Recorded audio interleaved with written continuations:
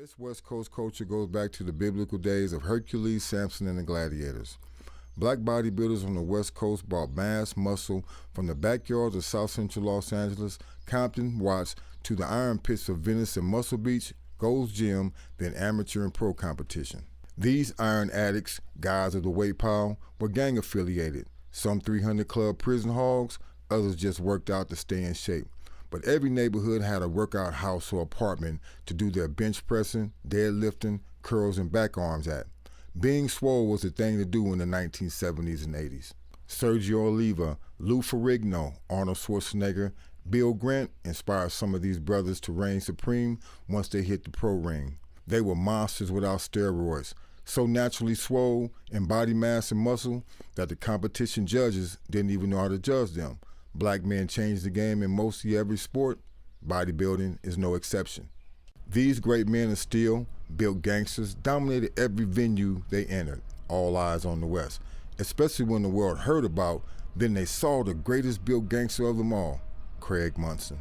Big Craig Munson was inspired by the rest, but he inspired the West. Lee Haney, Robbie Robertson, C.T. Fletcher, Cali Muscle, and honorable mention, Bill Pettis and Ronnie Coleman are just a few West Coast pros that broke records, took Mr. Universe, Mr. World, Mr. Olympia, and many other titles in the United States and around the globe. But giving credit where credit is due, every neighborhood has somebody on swole that was not a stage pro. Like Westside Monster Cody, Stanley Tookie Williams, Donald Archie, Tony Stacy, Big James Miller, Michael Christian, Kibo, Maury and Mark, Big Cass, Lou Harris, Russell Capers, and Big Skeet. Eastside, Verdi Swan, Taboo Battle, Big John, 40 Ounce, Buster Jones, Randall Shelton, Sam Meshack, Sammy Cash, Smokey, Marshine, Shane, and Terry Simmons. Compton, Mac Thomas, Head Honcho, Gangster, Big Willie Williams, Maurice Strong, Puddin', Tam, Momo, Oz, Big Jake, Ricky Randall, Bucci, Bay Rob, Ken Tate, Raider, Big Pete, J-Dog, Lebo, John Block, Eddie Wilborn, Brian Joyce, Junebug, Boss Hogg, Keith Drew, and Ronnie Cross. Watts, Ray Boyce, Wolf, Bay Ron, Sinbad, Big Tank, Sam Thornton, Donald Beasley, and Big Vince Thomas, to name a few of the thousands that bodybuild naturally, no steroid juice.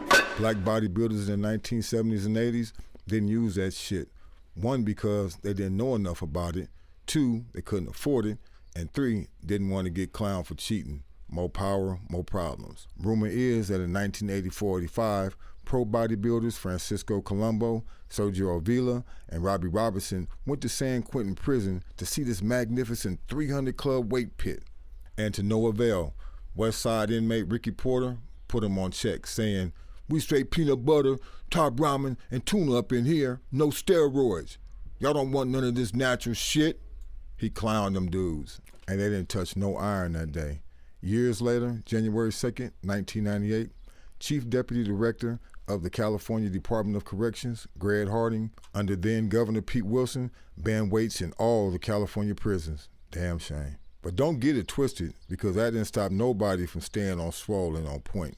Improvising with water bags, sit-ups, push-ups, pull-ups, burpees, and other calisthenics, still keeping them on beast mode.